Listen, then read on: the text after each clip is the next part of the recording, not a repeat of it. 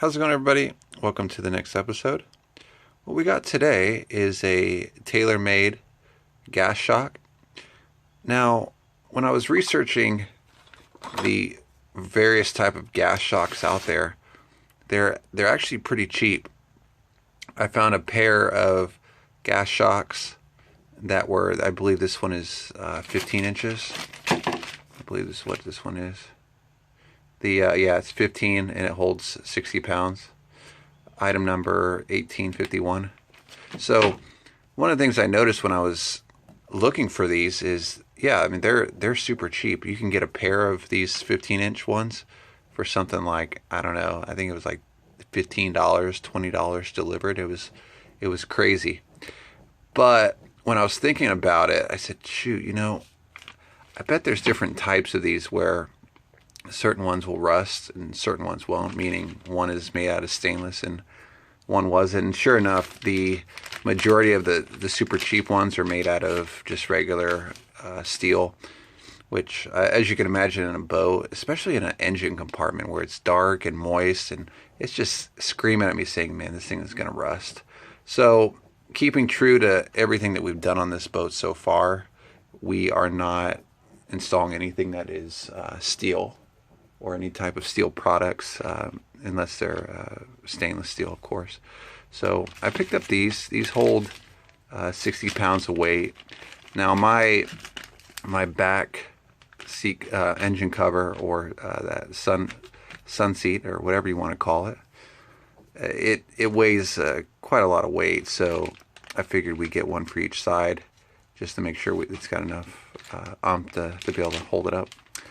So anyway, that's that. Stainless steel. This guy, I want to say, was like $50. It's pretty expensive. I was really surprised compared to just a standard 15-inch, the ones you use in your car for the lifts. And they're a lot cheaper than this one because the rod is stainless, and even this, there's no paint on it. It's all stainless as well. So next thing here I wanted to get as well is some brackets, some stainless steel brackets. These are made by Sierra. Looks like the part number on the back, 082821341, and it comes in a pair. When you get these, double check and make sure you're getting the right design, because they make a few different designs of these brackets depending on your application. I noticed on mine, when I picked them up, they all go perpendicular to the lift, which is fine, but in some applications you may actually need it to be parallel with the side. In other words, you need a bracket that secures like this versus one that secures like that. So that was something that I found myself here. Is in reality, I probably should have ordered some that are flush mount like this, but I still made it work. And I'll show you what I mean. If it bothers you that you may have to mount your rod like this to achieve the same pitch versus mounting it like this, it's kind of up to you. I mean, to me, it doesn't really matter. These are really good stainless steel. I did stick a magnet up to it, and they barely stick. So, but I mean, I've used Sierra products even in the stern drive and whatnot, and the products have been really good. So I'm pretty excited about that.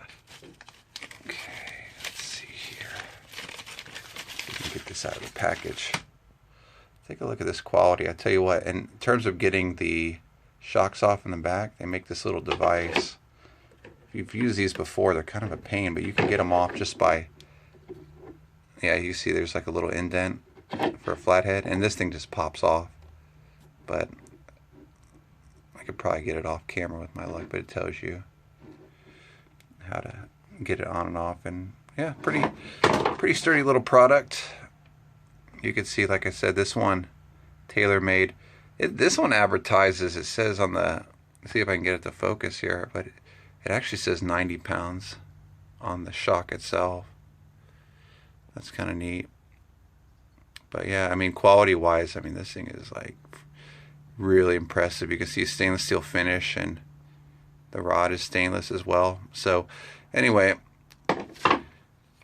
mounting these gas shocks can be kind of tedious, and really you're going to have to to really consider the geometry of how these things rock back and forth.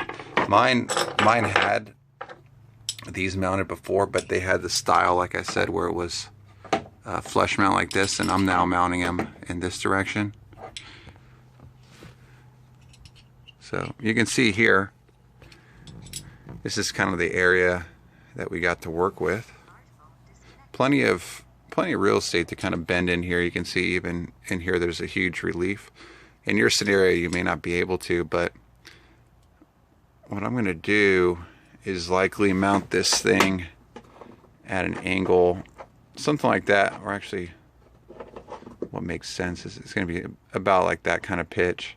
And functionally it'll still be good. It won't have any issues at all. We'll actually turn the lift in a certain direction where that actually makes sense, and it's completely doable. I think it's actually more like this, if I remember right. But anyway, first and foremost, what I'm going to do, since I have the height of where I want this to be already, what I'm going to do now is just take my time and measure where it's going to secure into here, and then I'll attach it on this side shortly after. All right. So I know I kind of fast forwarded it, and you're like, hey, you didn't even show me how to measure this thing. Well, part of that is because your shock situation is going to be a little bit different than mine. But I'm going to give you some tips to kind of look out for. So if in doubt, get two, especially if you're a little bit on the heavy side in terms of your engine cover here. I had one, and at the last minute I changed and ended up getting two, and I'm really glad I did, because even though these are marketed as 60 and they're labeled as 90 pounds, they're still probably not as responsive as I'd like, but they're still really good as far as them being able to hold this super heavy 3/4 inch piece of marine grade plywood at a vertical. Seems to still be in play here, so that's good. Take a look at what I did. So what you want to do is you want to be able to make sure that where this mount point is, it's not too deep in that if someone steps on the other side, they're going to puncture a hole through it. So definitely keep that in mind as you're putting screws through here. These are 3/4 inch screws, and that's just enough to go through the plywood and make good contact. They also tell you to make sure you mount the unit like this, where it faces upwards. It's kind of different. I believe on my car in the back it has these same type of shocks, and they're mounted the other way. So I'll have to double check that out. Maybe at the end of the video we'll go look at that and see how those are mounted.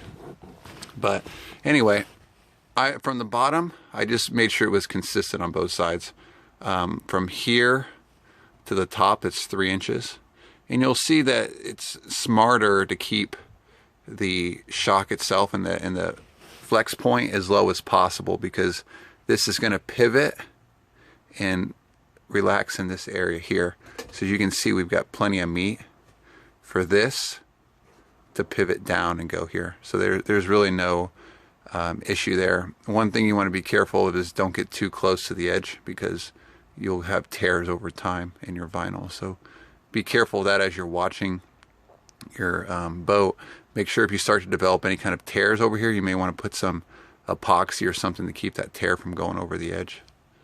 All right, so we follow the rod down, and then we have these nice little mounting points. So what I did was I had my partner hold the actual marine grade plywood at a vertical, the engine cover, and then obviously I attached this side first. Right, attach this side first because this is the kind of the easy spot that we know where this is going to be. And then once I attached these, once it was at a vertical, I took my marker and did 2 little holes there. You'll see some people like the pre-drill and some people don't, depending on if you're using self-tapping screws or not. I use these little guys. I say they're little, but these are pretty stout stainless steel screws. You know me, everything's stainless. Stainless steel, stainless steel, stainless steel. No ferrous metals on this boat. All right, so you can see below we've got a pretty good mount right there. So I'm pretty happy with how it came out. And if you ever do need to change these, it's in a perfect spot. You just get your screwdriver, pop that off, and then over here, the same thing. Boom, pop that one off too. So you can see serviceability with this, really good. Let's see how it works. All right, let's go and grab the top up here. Initially, it's kind of hard to pull down. You have to put a little, you have to grab it kind of hard. All right, and I'm slowly going to, I said slowly, that actually went down pretty fast. Okay, so we got 2 magnets, and here's our pull strap. I just ordered these today, by the way, so we'll get the new one in. All right, just pulled it up. So even, you know what's kind of interesting is these struts actually, in a way, are forcing this engine cover down, like where my fingers are right here. This is not enough to grab the magnets. It's actually forcing it down, essentially keeping it. Yeah, I gotta really push up a little bit to get that to come up. I kind of like that. I was actually worried initially of maybe putting some sort of safety strap in between here and on the inside, so if it did, as we're driving and the trailer hits a bump or something, right, and it kind of like jerks this up, it'll keep it from accidentally coming up and flying off on the road somewhere. But geez, I tell you what, this is actually kind of neat. Yeah, because it's actually trying to force it down. I like that. Awesome. So I don't know if you all are catching that, but that's actually a really cool secondary issue to have here, which is not really an issue. It's a good thing. All right, so it is kind of holding its own weight at this angle. Let's give it a little bit more. I'm just pushing one finger up here. All right, now at roughly 45 degrees, it is staying still, and boom, it took off just like that. I'll tell you right now, I'm going to call this a success. And then pulling it back down, just grab a hold of it. I love how it pulls itself down like that. Let's do a final check here. Oh yeah, I like that. That's right up my alley. And then boom. Let's call that a success, everybody. So hope you liked the video. Like I said before, I only use stainless steel products on everything I got. I know it costs a little bit much. It costs a little bit more money than you'd expect. This whole setup, just so you're aware, with both brackets, both shocks, roughly about $150 off of Amazon.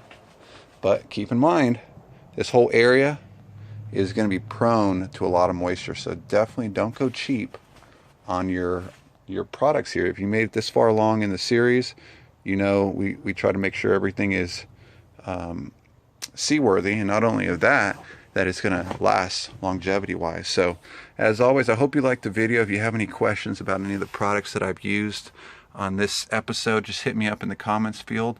Be more than happy to answer any kind of questions you got. Hit that subscribe button if you're not a subscriber to my channel already. And as always, we will catch you on the next episode. Have a good one, everybody. Take it easy.